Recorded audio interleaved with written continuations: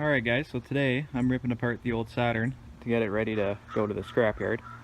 But I figured I'd make a quick video to show you all the new guys out there how I support all my fuel lines and battery lines and fuel pump switch and all that kind of stuff, because I know showing up to some derbies and seeing some of the tanks out there, I mean I was new once, I completely understand, and I've been there where, you know, you ratchet strap your gas tank in and hope for the best. But the process that I do, I mean, this car was built literally the day before and the day of the derby. I mean, the side of the paint there was pretty much still wet when we got to the ring. So this is a very, very basic build, a very quick build. You know, like I said, I mean, I did all this stuff, you know, stripped it the day before and then put all my cables in the tank and everything in the day of. So I'll go and show you how everything, well, how I do everything anyway, and you guys can base it off of there. So we'll start with the battery cables, and like I said, I'm in the process of getting this thing stripped, so I already cut off the lines. Under all this tape here is the negative battery terminal. This was a side post, so I just took off the rubber piece and I put a bolt through it. Alright, so I just took the tape off so you guys can see. That's just the regular existing negative terminal. Just attached with a bolt, it's fairly basic. And then I just wrapped some electrical tape around it. As you can see here, that's the end product. And this ensures that you guys get a good connection, and always duct tape them later just in case something happens. It won't short out or ground to anywhere. And it's ran inside of the car. I just have this this PVC pipe stuff here. Once again, I don't really like running things over the dash, but when I do, I make sure that everything's well protected. And it's coming off the dash down into the battery box there. Now it's pretty standard down here, just that's the positive because I have all the main wires coming off of it. But just your standard terminal going into the battery box. And for the battery box, I put a couple bolts in there so that's secure and it won't move anywhere. Plus then I hold down the battery with some threaded rod there and flat plate. And then the two wires, one's the main power for the fuel pump and the main power for the fan. So if you follow these wires up, everything's zip tied and taped to the bar. This light here, there's one derby in particular that we run where we have to have a light on for when the fuel pump's on, and the light turns off when the fuel pump goes off. So that's why that's there, and that is fairly basic. Just the one positive wire runs into the switch side of the switch there. But anyway, so you have your main power going in for the fan here, and your main power going into the fuel pump switch.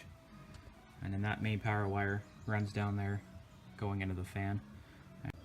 And you always want to make sure that all of your cables and wires and everything are tied and zip tied out of the way, so if there's any sharp edges, they're not going to cut and arc out and ruin your night pretty quick. So the fuel pump is built pretty much the same way.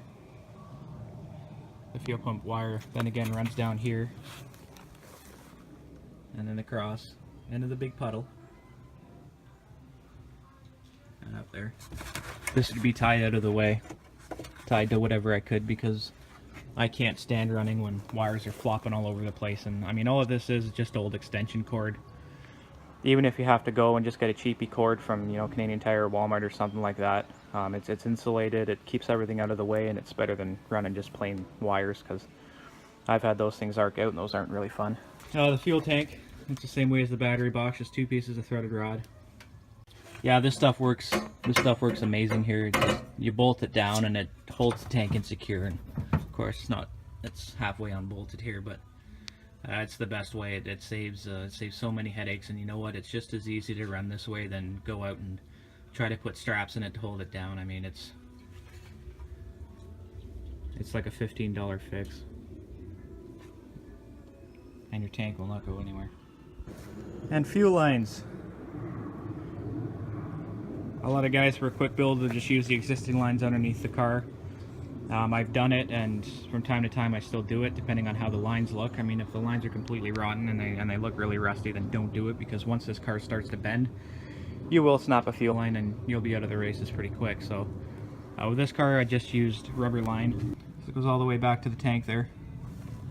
Normally I do run steel lines, but like I said, this was a really quick build, so I just threw in the rubber lines.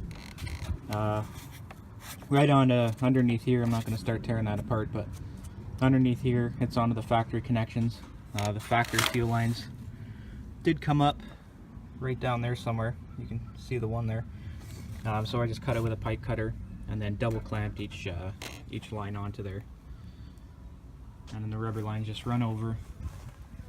Once again using the PVC pipe insulator. And then right back to the tank. Normally on the car side of things, on the engine side, there's one that's just slightly thicker and one that's thinner on the cars that run the dual lines anyway. The thicker one is going to be your main inline, and the thinner one is going to be the return. This is just a factory sending unit out of a GM. I made a video a few years ago of how to build tanks like this, and honestly this is the best way to do it. But this guy right here is your main, because that's the bigger one of the two, and then this one over here is your return.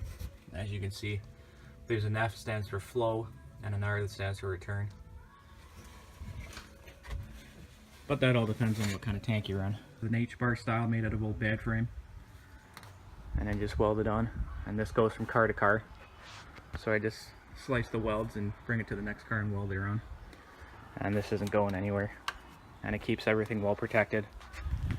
You're not going to get anything going inside of the windshield, other cars and tires and all that kind of stuff.